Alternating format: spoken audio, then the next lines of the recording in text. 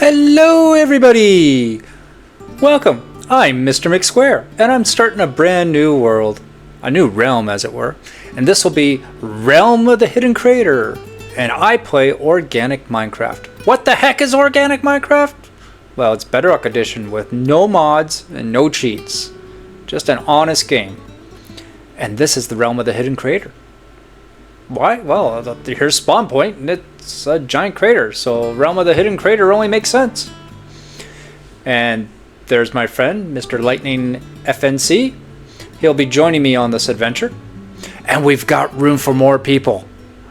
This realm can hold 10 people, and there's only 3 of us here. We got LightningFNC, a gentleman named Archer will join us from time to time, and then of course myself.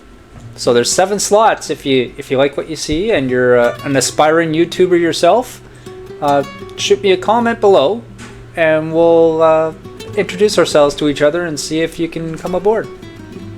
So on with our adventure. So just east of the crater is a village, and we've already visited the village a little bit, and really we haven't done much at all. It's just getting to the village and scoring a bed and getting ready to start building. So now that the village has been located, we hustle on back to the crater and we start to plan. We plan and we devise a way. Oh my gosh, there's a lot of iron and coal here, which is awesome.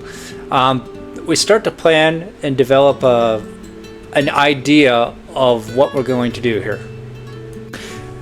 And I don't just make these decisions on my own. I talk with the other people in the realm, of which really right now it's myself and Lightning.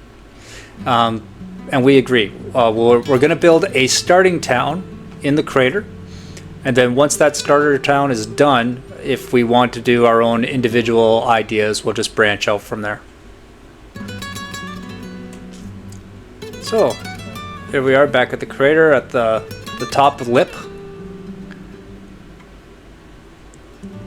And in my mind, I'm picturing some kind of like Aztec tiered system.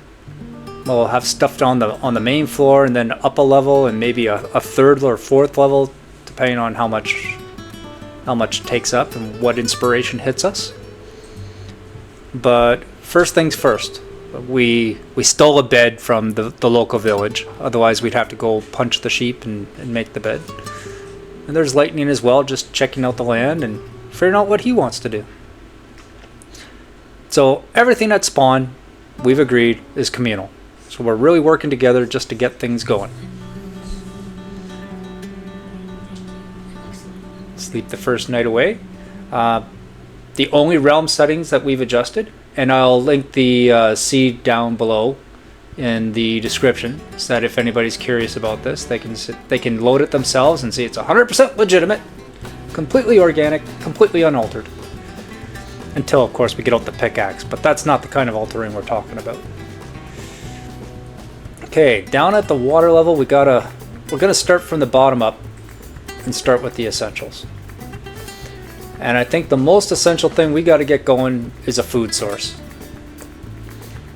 There's enough trees around the outside that with a little bit of climbing and digging, we can sort that out. Another option would have been to drain the lake, but that's a big task. We're going to keep the lake here as one of the features of why the town was built here. We'll get on with it.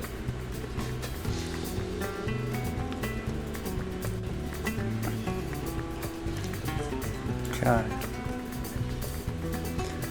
Also, as we're looking around, thinking about a pallet, and as the resources around us are a whole variety of woods and stone. So stone's going to be the primary thing that you're going to see our builds based off of, whether it's smooth stone or stone bricks or even just raw stone that's shaped. But stone, because it's a big crater. And then we'll augment that with the woods local. And the local woods, there's jungle, there's bamboo, there's acacia, there's oak and birch. So really a wide variety there. I kind of want to stay away from the cherry wood, which I don't even have a sapling for right now, or the dark wood or the pale oak, just because they're not indigenous to this local area. They're a little bit foreign. We'll start with just the wooden pickaxe. Tool number 1. Possibly a wooden axe, but wooden pickaxe. And the work begins! Okay, we're going to need a clearing around the water. And that slope coming down, we're going to have to flatten that out. So many hours and many pickaxes later, we're just chiseling away the sides. And we got to make a livable area here.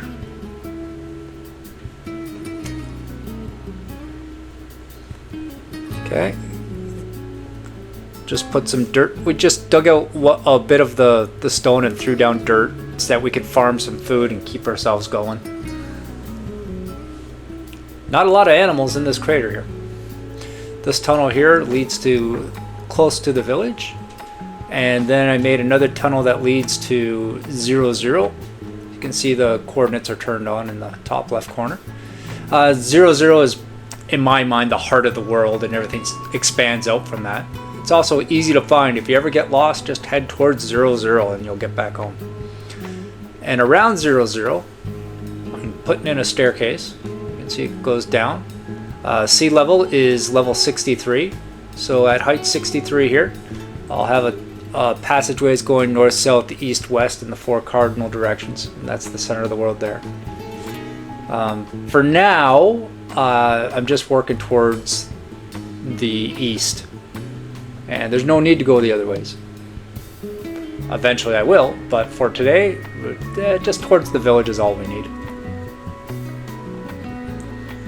Lightning, man, he's a quick one. He's played this game many, many times. And he's already got his starting house going. So just on the outside of the crater here, he found a nice big open field that he liked. And there he is. He's already got a starting house done. That's pretty good. Pretty quick. Even had it in a glass roof. Are you kidding me? This is like day 2 and he's already got glass going? Good job, Mr. Lightning. Using the local acacia. Just a starter house, but at least he's got that done. And then there's Archer. Archer put a starter house in the village. And he was smart enough to use the same blocks as what the village palette is. He used that to make his own house here on the left. And because he used the same blocks, it blends in perfectly. It looks like it belongs with the village and doesn't stand out as something that's misfit. Moved the village bell over to his own house for a doorbell, but that's okay. Man, they both have their starter houses done. I've really got to get my butt going. Because all I've got is a couple tunnels. I don't have a house. I haven't really built anything. I've just dug some holes and some stairs. So here I am. I got to get to work.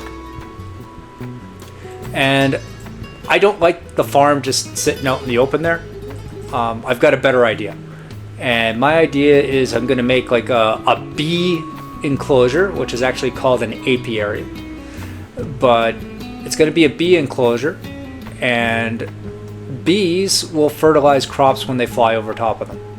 So it's going to do 2 things. It's going to be a bee farm, and it's also going to be a turbocharged fast crop growing farm. Okay, you can see around the edge, we agreed upon how high should that first floor be.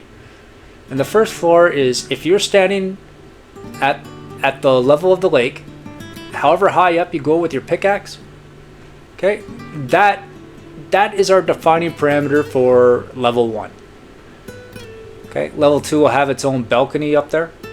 But for level 1, it's when you stand on the shoreline of the lake, which is not at sea level, we're at height 94 here. But you stand at the shoreline of the lake, and if you dig up, that's as far as you reach without jumping or using scaffolding or some other mechanism. And you can see it just makes a lip around, and that gives us an idea of how high up the first floor can be built. And then I just continue the staircase up. That's around the 0, 0 core point. And when it comes out, when it spirals around, that'll just give us access to the second floor. second and third floor access. What we're gonna do up here, I don't know. I don't know yet. It's Minecraft. We could do anything we bloody well want to figure out. Your imagination is your only limit. So, back to the task at hand. Bees. Bee apiary. Alright, we'll make it 4 blocks tall. And we'll carve out a big hole where I want this addition to exist. There we go. So, just carving it out. And it's 4 high. And dug 1 down for where the dirt goes. And then using stairs and flooding the stairs. See, these are staircases. And if we flood it, that acts as a water source. And that will keep our crops hydrated, no problem at all. But it's subtle. You don't fall down it. It gives you a nice flat surface to run across. But it's a water source. And with 1 bucket, we can just fill that up. And there was lots of iron around here, so that was no problem at all. I got a chest monster starting already, and I got to address that. But first the bees. Bees first. Stay focused. Stay focused. Finish a project before starting the next one. Okay. So the side water channels, they're completely unnecessary. I built it that the front and back water channel will be able to hydrate all the blocks. The side blocks are just so that it all looks continuous. So we got our space defined, and next we got to find some bees. Okay, there's a bee's nest here, and we'll just remove all the vegetation and open it up. And then it's going to need a campfire underneath it to pacify it. We'll just close that in. So this is the exact same bee's nest, but I put a campfire underneath it, closed in the campfire with a couple of dirt blocks. And now we can use shears and collect honeycomb. Shears for honeycomb, glass bottles for honey. Honeycomb with wooden planks is used to create beehives. A bee's nest is the naturally occurring striped object that the bees live in, and a beehive is the box that we make. So we need to make some bee boxes. Bee boxing. Boop, boop, boop. Oh, anyway. The bee boxes for the bees to live in, and we'll have to line the farm that we're building at the crater with the bee boxes. Okay. I just add some stone bricks to really cosmetically decorate it, look like it's a structure instead of just a hole in the side of the crater. Gives it a more deliberate mined out look. Okay, this back wall just past the water current is where we'll stick the bees, and we'll make sure that flowers are available. And the path in between the bee and the flowers is where we'll put our crops. It's that simple. So dig down for a fire pit, specifically a campfire. I'm just removing the cobblestones that will replace it with actual stone. No one's gonna see this anyway. I don't know why I'm doing this. She's done. Okay, so fire, bee nest, or rather beehive, and then you can see the smoke comes through. The smoke pacifies the bees, so I can collect honey and honeycomb from the beehive without them getting mad and going to war with me. We'll enclose the whole thing so that the bees don't wander off, and it looks like a nice controlled and protected area.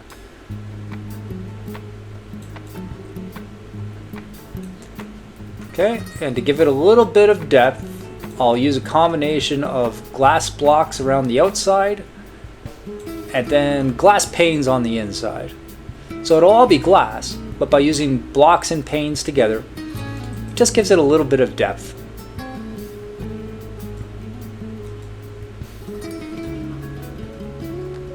could put blocks everywhere, but then it'll be a big flat wall of glass, and that's okay if that's your thing, but I want some depth.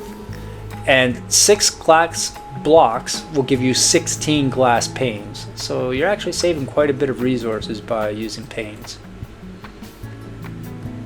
because there's nothing like having a pane of glass. Alrighty, there we go. Okay, gonna need some more panes, but that's alright.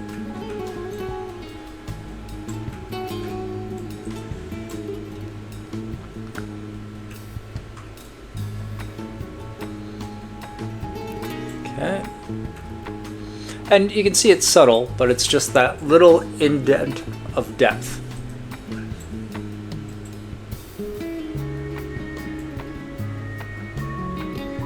And because it's glass, you probably won't even notice it from a distance. It's only up close that you realize that there's ledges and depth to it. Okay, the 2 ends on the sides are the access doorways. And thanks to an Enderman carrying a grass block, I was able to put a glass block down in the middle and let the grass spread. And ultimately I just want grass underneath the flowers. The rest is all going to be tilled up with a hoe and planted with crops.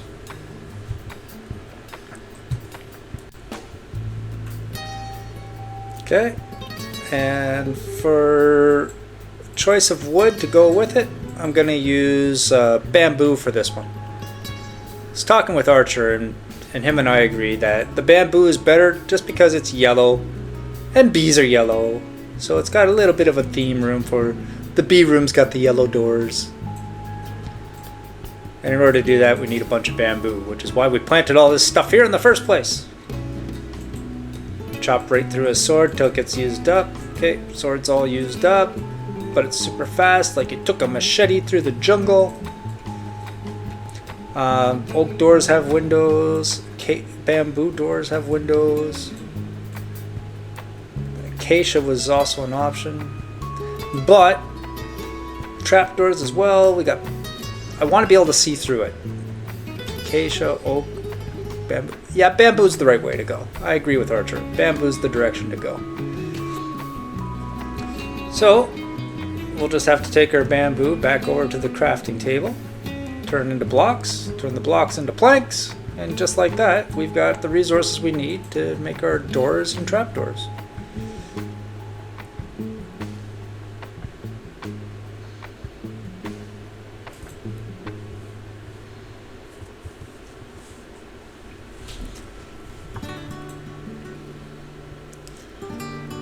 Alrighty. A little bit of jiggering around just to make sure the doors and the trapdoors line up. Whether I want the doors inset or flush to the front, and the trapdoors lined up to match. And we'll just carry that on throughout all the entrances. And now I want a double entrance because of the bees. Sometimes some bees will get through the door and wander out. But just by making a double door system, like an inner door and an outer door, if I screw up, I've got this middle chamber to collect the bee again before it flies off into the great blue yonder. And then we'll just line the area in between with some more glass, same as before. Outside blocks, inside panes. And that'll be another doorway.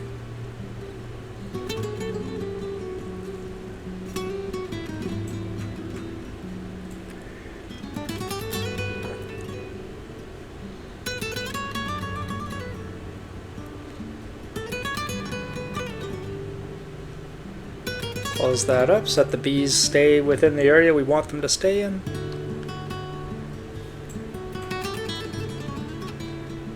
But the glass really makes it feel much more open. Even though it's a hole in the side of a crater, it feels more open because it's well lit and has glass.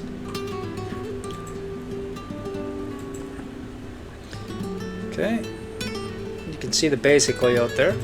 We'll replace the torches with lanterns.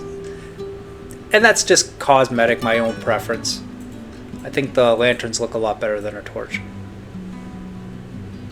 Much more purposeful instead of just what was lying around. Okay, and those lines in the roof that I made, will line up the lanterns with those.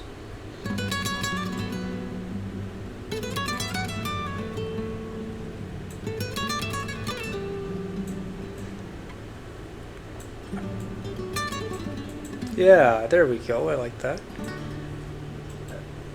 And always make sure all your builds are lit up. You don't want zombies and skeletons and everything else to... Oh my gosh, a creeper showing up in a glass house. So bad. So keep it lit up so that the mobs don't spawn.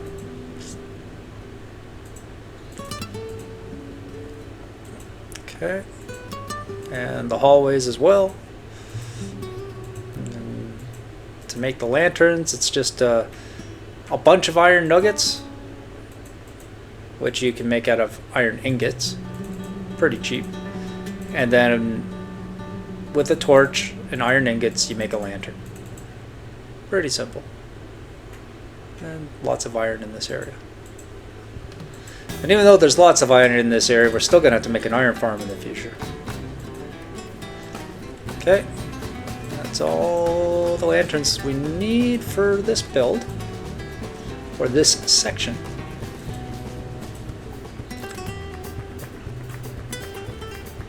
And I'll put crop storage in the hallways, at the end of the hallway there, right there. And of course you need bees! We got a bee house, gotta collect some bees!